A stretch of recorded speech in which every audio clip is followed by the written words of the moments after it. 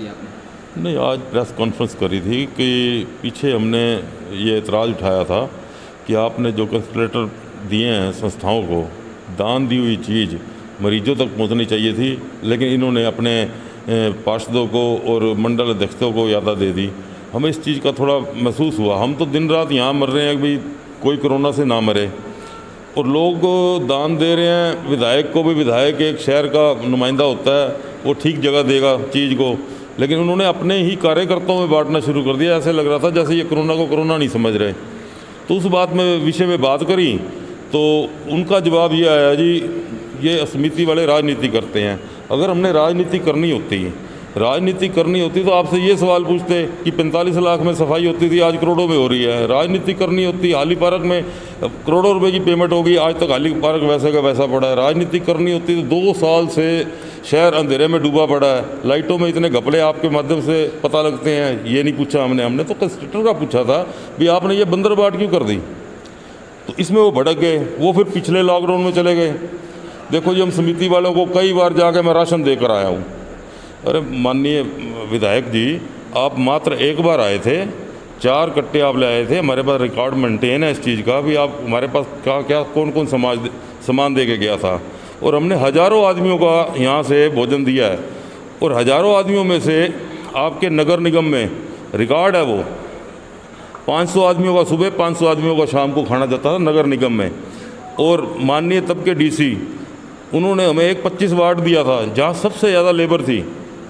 25 ward पूरा हमने adopt किया था, और 25 वार्ड में हमने एक आदमी भूखा नहीं सोने दिया। वहाँ दिन रात हमारे जो साथी थे वहाँ खुद जाके बांटते थे, और निगम के और डीसी कार्यालय से भी वहाँ बांटते थे। मतलब हम बांटने का प्रचार तो हमने किया नहीं, आपने कल बात छेड़ दी, वो में लग गई।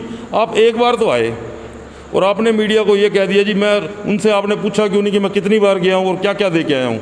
माननीय विधायक जी, आप एक बार आए थे, 4 कट्टे आप किनकी के लाए थे, आपका बहुत बहुत धन्यवाद। और उसका भी हमने आपका आभार जताया था और आपका पूरा यहाँ वेलकम किया था, स्वागत किया था, जैसे एक विधायक का होता है वैसे ही किया था। आप भूल गए हैं।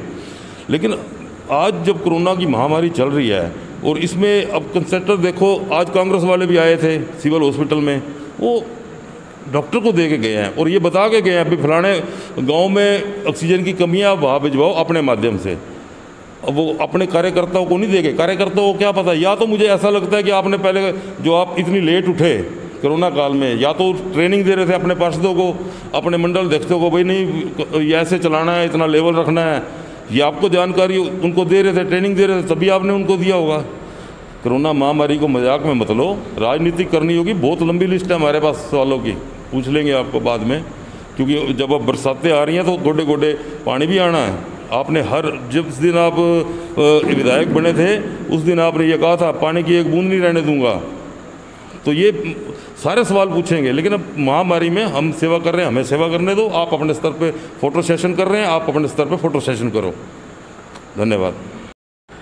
पहली बात, ये बात तो उनको कहनी नहीं चाहिए थी, क्योंकि दान वही होता है जो एक हाथ से दिया जाए, दूसरे को पता ना चले। तो उन्होंने ये बात करी तो सबको हाथ हुआ कि उन्होंने ये बात क्यों करी, क्योंकि पानीपत के उद्योगपति, समाज सेवी, ऐसे ऐसे लोग थे जिन्होंने पिछले कोरोना काल के अंदर हमें इतना राशन, इतना पैसा उन्होंने अपने थ्रू भिजवाया।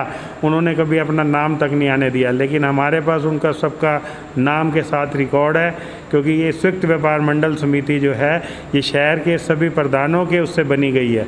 कोई किसी की घर की संस्था नहीं है, किसी की एक बंदे की संस्था नहीं है कि इसका रिकॉर्ड ना रखा जाए। बाकायदा हमारे पास खर्चे का भी और आए हुए पैसे का भी और आए हुए राशन का भी, सबका हमारे पास रिकॉर्ड है। मैं इस बात को खंडित करता हूँ कि भाई ये बात तो, पहली बात तो, क्योंकि ये बड़े बुजुर्ग ही कहते थे कि अगर आप दान वही अच्छा होता है कि एक हाथ से दिया और दूसरे हाथ को भी ना पता चले। तो हमारे यहाँ हमारे विधायक जी आए थे, इसमें मैं उनका तहे दिल से धन्यवाद करता हूँ। लेकिन वो कई बार आए, इस बात पे मैं खंडन करता हूँ। वो यहाँ पर सिर्फ एक ही बार हमारे पास आए और एक ही बार आके उन्होंने जो भी दिया वो सभी का सभी जो है प्रवासी मजदूरों का जो भंडारा बनता था उसके अंदर वो यूज़ कर दिया गया था। सूरी साहब, हमेशा यही होता है कि आपकी समिति के साथ ही क्यों भेदभाव किया जाता है, बाकी मंडल के साथ नहीं किया जाता, ऐसा क्यों होता है? मैं यही जब से संयुक्त व्यापार मंडल पानीपत का, पहले सभी प्रधानों का इकट्ठा ही एक मंडल था, उसके बाद जिस तरह प्रधानी के नाम पे आपस में खींचातानी चलते हुए दो संयुक्त व्यापार मंडल और संयुक्त व्यापार मंडल समिति दो जो बन गए, धड़े बन गए, उसके बावजूद भी हमारे जो संयुक्त व्यापार मंडल समिति के जितने भी सदस्य हैं, सभी के सभी, किसी के अंदर भी किसी मन पे ये नहीं है कि हमने पहले दिन जब ये मंडल बनाया था तो ये बात इसमें रखी गई थी कि इसको राजनीतिक मंच हमने नहीं बनाना। ये व्यापारियों का मंच है, व्यापारियों का मंडल है, सिर्फ ये व्यापारियों की ही आवाज़ उठाएगा और व्यापारियों के ही हक में ये काम करेगा।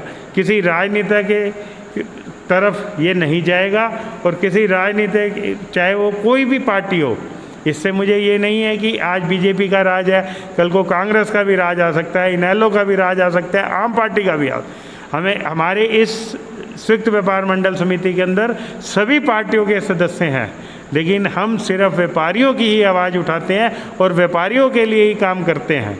इसको अगर कोई राजनीति मंच देना चाहता है, राजनीति की तरफ झोंकना चाहता है, तो ये उनकी गलतफहमी है। वो हम लोगों के ऊपर ये चीज़ का ब्लेम लगाते हैं कि ये कांग्रेसी हैं या ये बीजेपी वाले हैं या ये आम पार्टी वाले हैं। हम एक व्यापारी हैं और एक व्यापारियों के प्रधान होने के नाते हम इस व्यापार मंडल की सेवा दिन रात करते रहेंगे।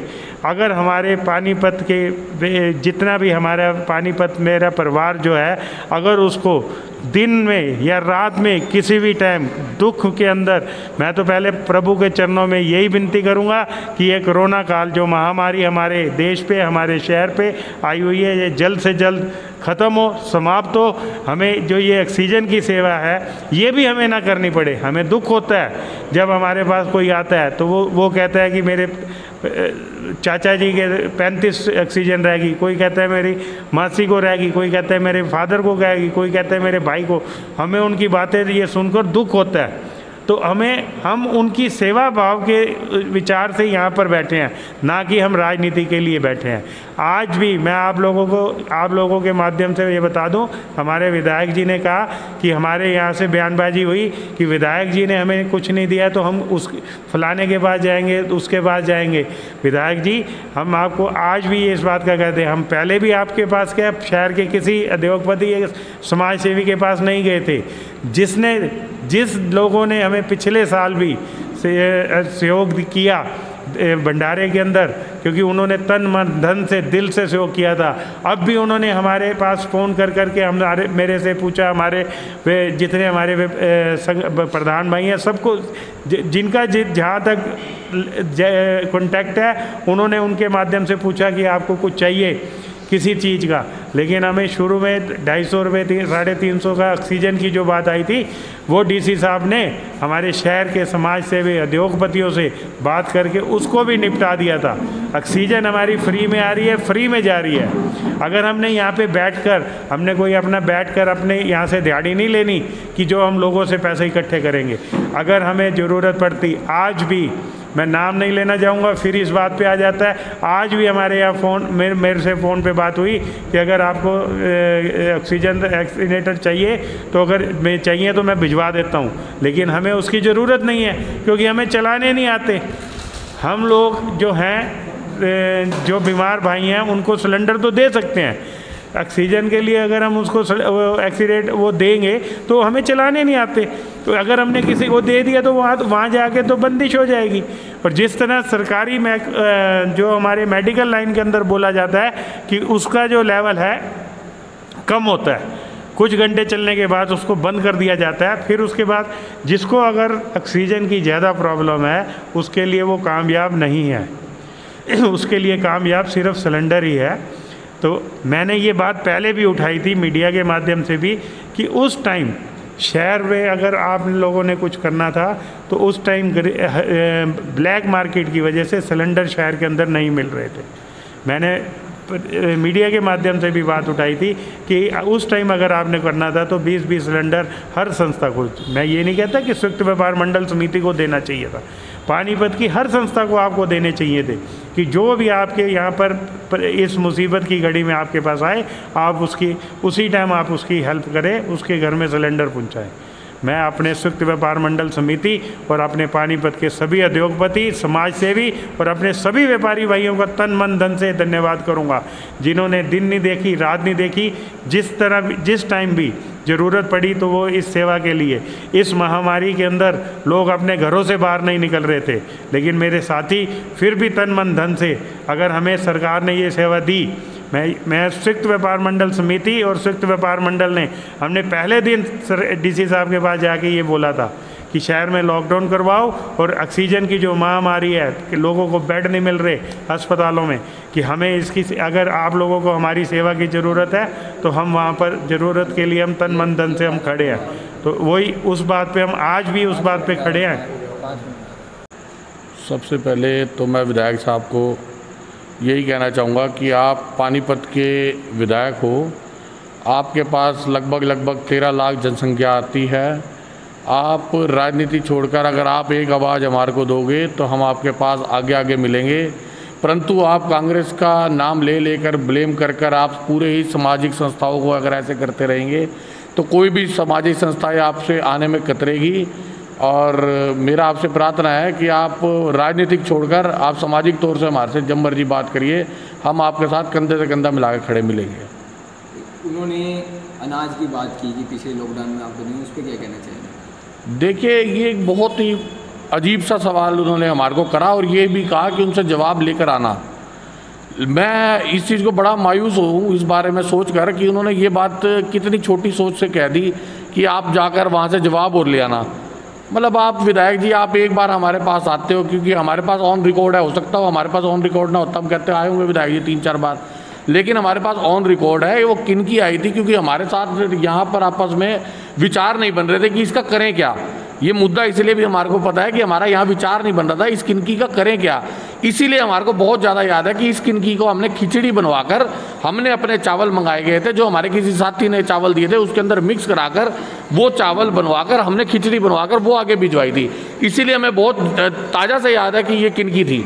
और विधायक जी ने पुरानी फर्स्ट वेव के अंदर जो काम करा, अब विधायक जी यूँ तो आपने बहुत से कार्य करे, अगर आप ऐसे गिनवाते चलेंगे तो आप विधायक का जो अपने कद है वो थोड़ा हल्का कर जाओगे।